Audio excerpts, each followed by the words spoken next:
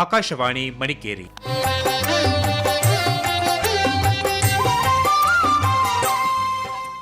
ಕಾರ್ಯಕ್ರಮ ಅರೆಭಾಷೆ ಐಸಿರಿ.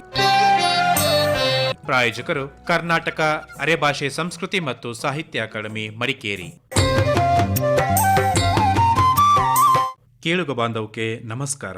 ಅರೆಭಾಷಿಕ ಗೌಡರು ಕೃಷಿ ಕೆಲಸಲ್ಲಿ ಮುಂದು.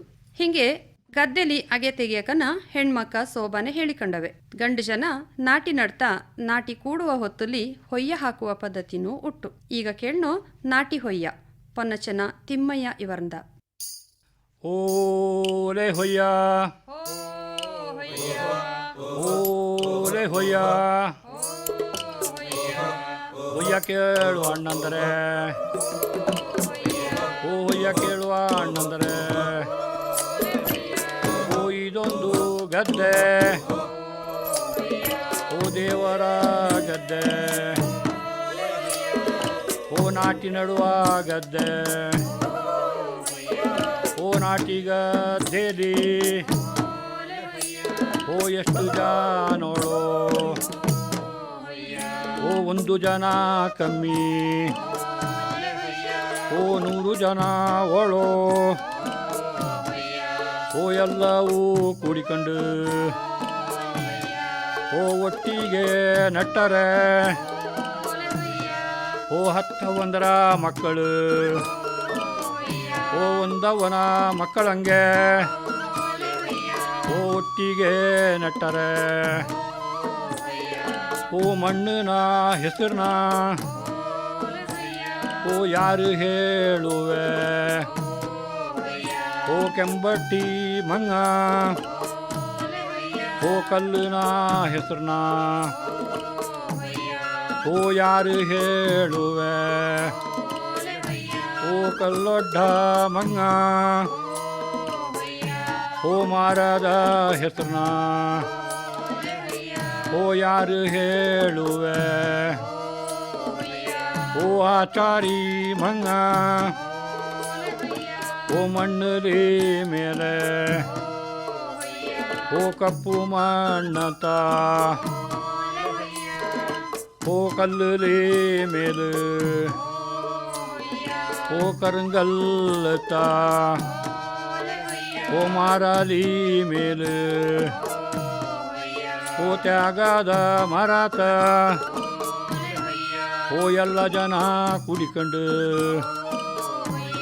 ಓ ಜೋರಾಗಿ ರಾಗ ಕೊಡಿ, ಓ ನಾಟಿನೂ ಕುಡ್ತು, ಓ ಕತ್ತಲೆನೂ ಆತು, ಓ ಕಪ್ಪೆಗ ಮರ್ತವೆ, ಓ ಕಾಗೆಗ ಕೂಗುವೆ, ಓ ಗೂಡು ಸೇರಿದೋ, ಓ ದೇವರು ಹೋದೋ,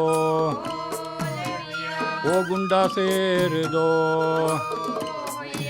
ಓ ನಾವೆಲ್ಲ ಪೋಯಿ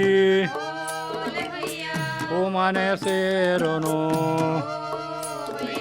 ಓ ಬಿಸಿ ನೀರು ಮೀಯನೋ, ಓ ಬಿಸಿಯನ್ನ ಉಂಬನೋ, ಓ ಬೆಚ್ಚಂಗೆ ಮಲ್ಗೋನೋ, ಓ ಹೊಯ್ಯ ಹಾಡು ಮುಗಿತು, ದಾ ದಾ ದಾ ಹೋ ಹೊಯ್, ದಾ ದಾ ದಾ ಹೋ ಹೊಯ್. ಅಂಬೇಕಲ್ಲು ಸುಶೀಲಾ ಕುಶಾಲಪ್ಪ ಅವರಿಂದ ಕತೆ ಮೊನ್ಸತ್ವ. ಒಂದೂರ್ಲಿ ಒಬ್ಬ ರಾಜ ಇತ್ತು. ಅವ ಅಂಗವಿಕಲರನ್ನ ಕಂಡ್ರೆ ತುಂಬಾ ಮರುಕ ಪಡ್ತಿತ್ತು. ಒಂದಿನ ರಾಜ ಅಂಗವಿಕಲರನ್ನೆಲ್ಲ ಹುಡುಕಿ ಅವಕ್ಕೆ ಸೂಕ್ತ ರೀತಿಲಿ ರಾಜಾಶ್ರಯ ಉಪಚಾರ ಕಲ್ಪಿಸಿ ಕೊಡಕಂತೇಳಿ ತೀರ್ಮಾನಿಸಿ ಡಂಗೂರ ಸಾರ್ದೆ. ನನ್ನ ರಾಜ್ಯದಲ್ಲಿ ಯಾರ ಅಂಗವಿಕಲರು ಒಳೋ ಅವಕ್ಕೆಲ್ಲ ಸೂಕ್ತ ರೀತಿಲಿ ಆಶ್ರಯ ಉಪಚಾರ ಕೊಡಿಕೆ ಬಯಸಿದ್ದು, ಅಂಗವಿಕಲರೆಲ್ಲ ಇದರ ಸದುಪಯೋಗ ಪಡ್ಕಣಕ್ಕಂತೇಳಿ ಡಂಗೂರ ಸಾರ್ದೆ. ಆ ಡಂಗೂರ ಸಾರ್ದನ ಕೇಳಿ ತಕ್ಷಣ ನಾನು ಅಂಗವಿಕಲ ಅಂತೇಳಿ ಸಾವಿರಾರು ಜನ ರಾಜಾಶ್ರಯನ ಹುಡ್ಕೊಂಡು ಬಂದು.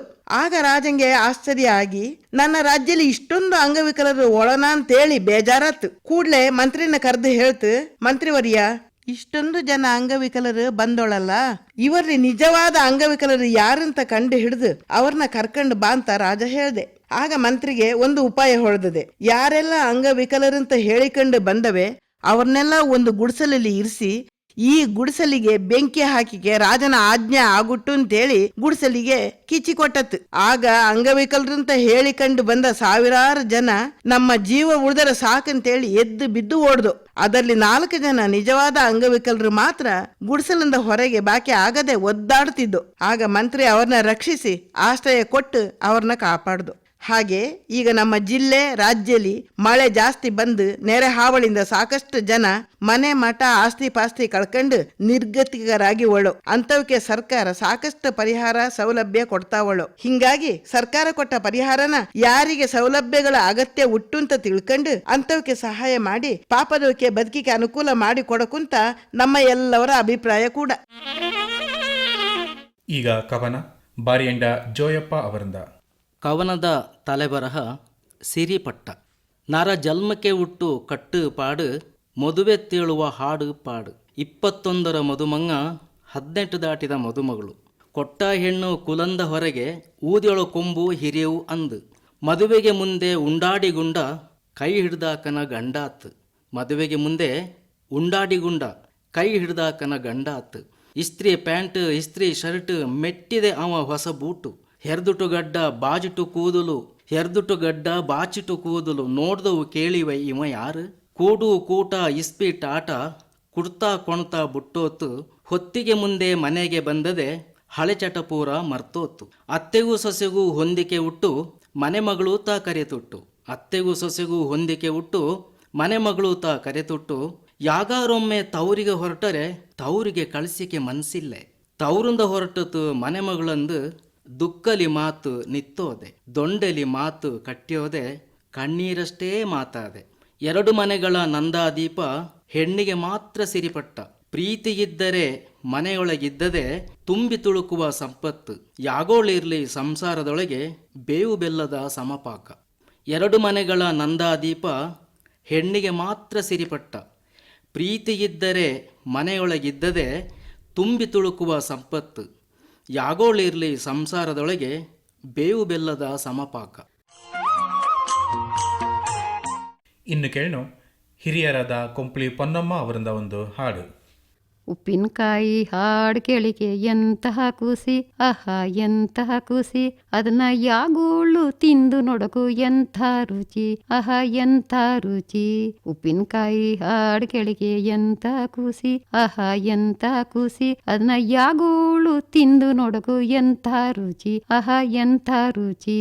ಮಾವಿನಕಾಯಿ ಅಮಟೆಕಾಯಿ ನಿಂಬೆಕಾಯಿ ನಾವೇ ತಂದು ಹಾಕೋಕು ಉಪ್ಪಿನಕಾಯಿ, ನಾವೇ ತಂದು ಹಾಕೋಕು ಉಪ್ಪಿನಕಾಯಿ. ಉಪ್ಪು ಖಾರ ಹಾಕೋಕು ಉಪ್ಪಿನಕಾಯಿಗೆ, ಉಪ್ಪು ಖಾರ ಹಾಕೋಕು ಉಪ್ಪಿನಕಾಯಿಗೆ. ಅದರ ಬಾಯಿ ಕಟ್ಟಿ ಬೆಚ್ಚಂಗಾಗಿ ಬಿಸಿಲಿಡೋಕು, ಅದರ ಬಾಯಿ ಕಟ್ಟಿ ಬೆಚ್ಚಂಗಾಗಿ ಬಿಸಿಲಿಡೋಕು. ರಸ ಬಿಟ್ಟ ಉಪ್ಪಿನಕಾಯಿನ ತೆಗೆದು ನೋಡೋಕು, ರಸ ಬಿಟ್ಟ ಉಪ್ಪಿನಕಾಯಿನ ತೆಗೆದು ನೋಡೋಕು. ಹಸನಾದ ಮೊಸರು ಹಾಕಿ ಉಂಡು ನೋಡಿ, ಹಸನಾದ ಮೊಸರು ಹಾಕಿ ಉಂಡು ನೋಡಿ.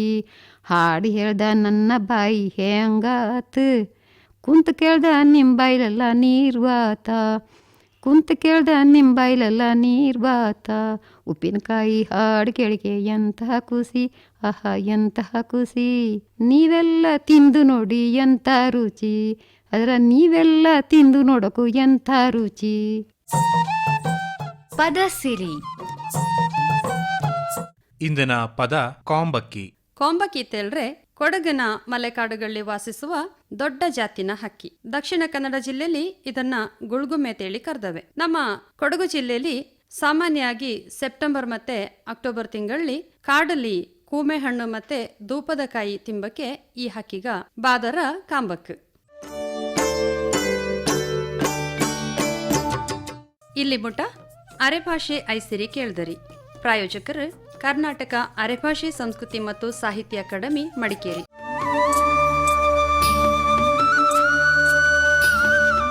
ನಿರ್ಮಾಣ ಕಡ್ಲೇರ ತುಳಸಿ ಮೋಹನ್ ಮತ್ತೆ ವಿನೋದ್ ಮುಡಗದ್ದೆ.